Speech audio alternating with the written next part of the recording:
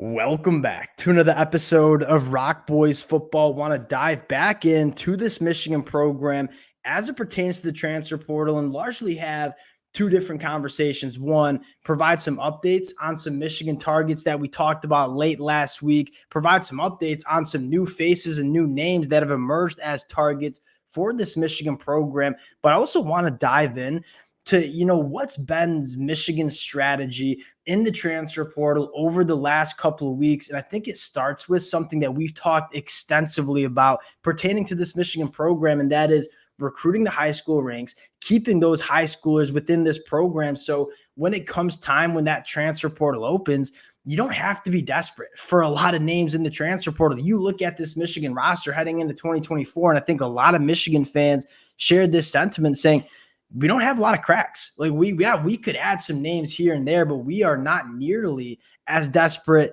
as some other Power 5 programs as it pertains to the transfer portal. And what has that allowed Michigan to do?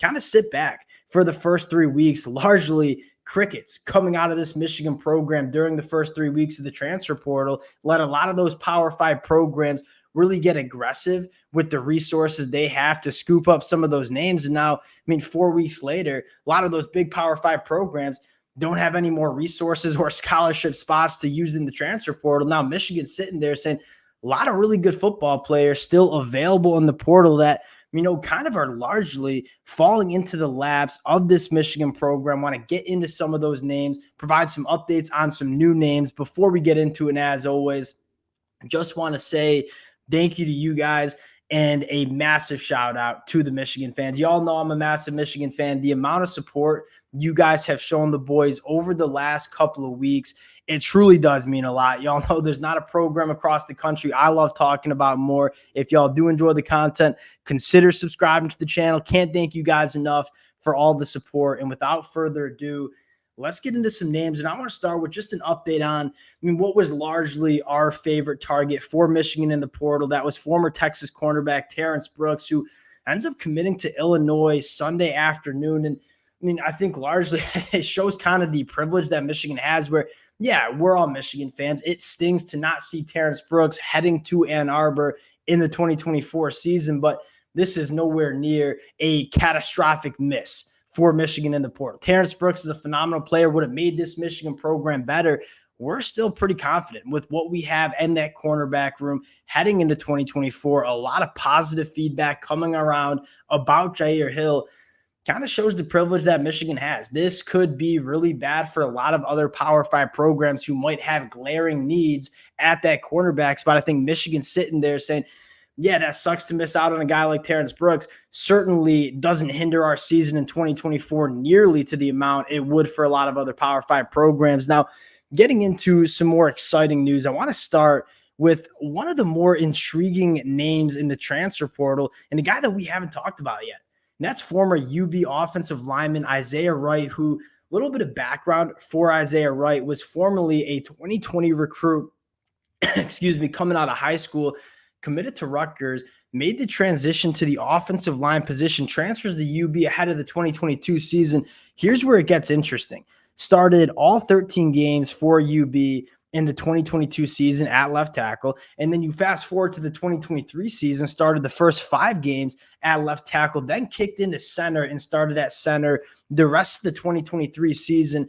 Two things I want to talk about with Isaiah Wright. First, the versatility. This is something that Michigan has prioritized on the offensive line. A lot of the recruits that we grab out of high school are guys that could play guard, that could play tackle, and that's something that is extremely important to Sherrone Moore in this offensive line. We talked about it last episode when, Zach Zinner goes down against Ohio State. We just kick Carson Barnhart into guard, who has that guard tackle versatility. You bring in Trente Jones to play that right tackle spot, and largely they lose an All-American caliber guard in Zach Zinner.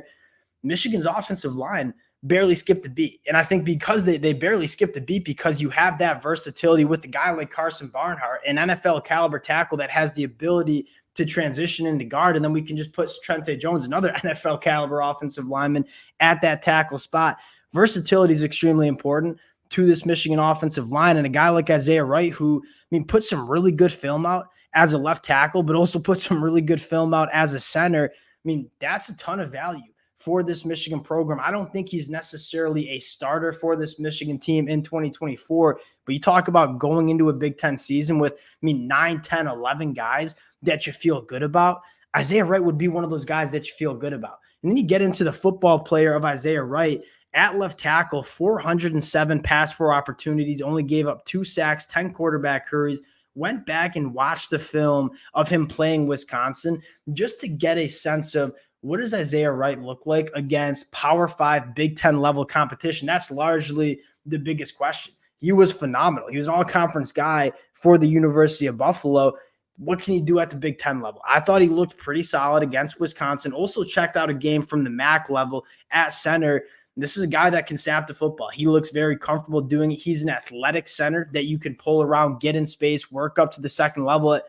I think this makes a lot of sense, and it goes back to the conversation we always have with Michigan, and that is we want depth along the line of scrimmage, right? We use the exact center example. If we have a guy go down on the offensive line, this Michigan offensive line should not skip a beat, and that's largely what has led Michigan to all the success we've had the last couple of years.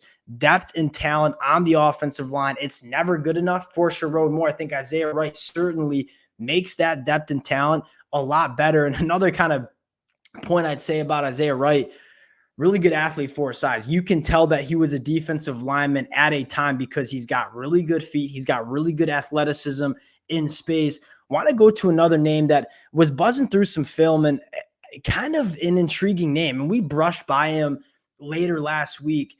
Former Sacramento State safety Cameron Brard, where, he's listed at 6'1", 175. You go check Sacramento State's roster, 6'3", 200 pounds. And he looks all of 6'3", with a ton of length in his arms. And I think what's kind of intriguing about Cameron Brard is, one, he's played phenomenal football at the FCS level, a ton of experience, a guy that has played over 1,300 snaps during his career.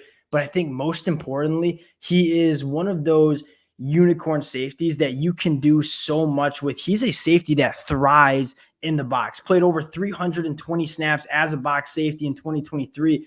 Almost looks like a third linebacker when he's lined up as a safety because of his size and length. And a guy that in coverage, when he's kind of in that short intermediate zone coverage, he is so long. He presents so many problems for opposing quarterbacks to kind of throw around him because of that length and how he can kind of muddy up throwing windows for quarterbacks. A lot of different ways you can use Cameron Brard, but I think it all comes down to, in the modern day of college football, especially with Oregon, Washington, USC coming into the Big Ten, those are teams that are going to want to spread you out and really try to make you defend every inch of grass on the football field. You don't want to give up anything against the run. Cameron Broussard's a guy that I think gives you that athleticism, that coverage ability to deal with those teams like Oregon and USC, but also be a guy that when he's in the box, he is essentially a third linebacker that can do some real damage as a run defender. I am a massive fan of Cameron Broussard. I think he fits exactly what Coach Wink wants to do on the defensive side of the football in terms of the versatility and different packages and looks you can give opposing offenses.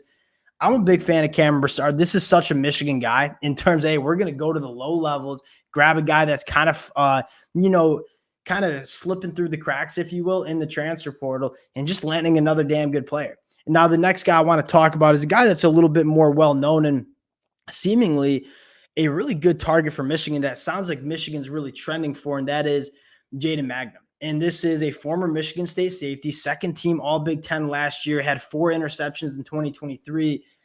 He's visiting Ohio State. He left campus without a commitment. He'll be at Nebraska in this early, I believe he's on Nebraska's campus right now, Monday, Tuesday. And then Michigan's getting the last visit on the weekend. And I think the thing that you're looking for if you're a Michigan program is that those are the 3 teams. If he leaves Ohio State's campus uncommitted, which he did, he's now on Nebraska. If he leaves Nebraska's campus uncommitted, you got to feel great about where Michigan stands in the recruitment of a guy like Jayden. And we talked about it. We love our safeties heading into 2024. Have some question marks about the experience. Both Cameron Broussard, Jayden Mangham, a little bit of different kind of ball players. I think Jayden Mangham is much more that center field safety that's got a lot of range in the back end, can make a lot of plays on the football. Cameron Broussard more being that box safety, almost that hybrid linebacker safety. two kind of different safeties, but two guys that can do a lot of different things. And more importantly, have played a lot of football during their careers. And the last update we have is on Javier Suggs, Division II cap. I can't find any film on Grand Valley State, unfortunately. It sounds like a lot of Power 5 programs were in on him. He went to a visit at USC. He's currently on a visit at LSU. From what it sounds like, it's between LSU and Michigan. And I think, again, if he leaves LSU's campus, he's on there Sunday through Tuesday. If he leaves LSU's campus uncommitted, that's probably a very good sign for Michigan. Now, although it sounds like LSU might land that commitment, we'll keep you guys updated. This has a lot to do with very similar conversation with Isaiah Wright, where Javier Suggs is not coming in and starting over Kenneth Grant, Mason Graham. But you look at what made Michigan so special last year was the depth on the defensive line, right? Mason Graham, Kenneth Grant. You look at Chris Jenkins. It was 3 NFL caliber interior defensive linemen. You throw in a guy like Cam Good or Rayshon Benny. It was an extremely deep unit. And that's really what made Michigan so special, just keeping all those big bodies as fresh as possible. Javier Suggs probably slots right in as a rotational piece on the inside of the defensive line. You don't get it twisted. Mason Graham, Kenneth Grant are going to be our starters on the inside of the defensive line, but Etta, maybe some question marks about if he's going to be ready. You look at Trey Pierce, you feel good about Rayshon Benny. I think Javier Suggs would just provide more depth and more capable bodies for this Michigan team on the defensive line. And I mean, you kind of got to trust. I don't have much commentary on Javier Suggs. I know he was very dominant at the Division II level. I haven't seen him play. This is a guy that was coveted by almost every Power 5 program in the country. Those Power 5 programs have seen the film on Javier Suggs, so you can kind of trust that the transition from the Division II level to the Power 5 level is probably going to be a little bit more seamless than you might expect, because a lot of coaches seem to agree that he's a Power 5 caliber player. Those are the names that I wanted to shout out. Isaiah Wright being the most interesting one that we'll continue to monitor. Obviously, we'll get on if we get any commitments. We'll continue to talk about these targets. Appreciate you guys rocking with the fellas. If y'all do enjoy the content, consider subscribing to the channel, and we'll talk to y'all later.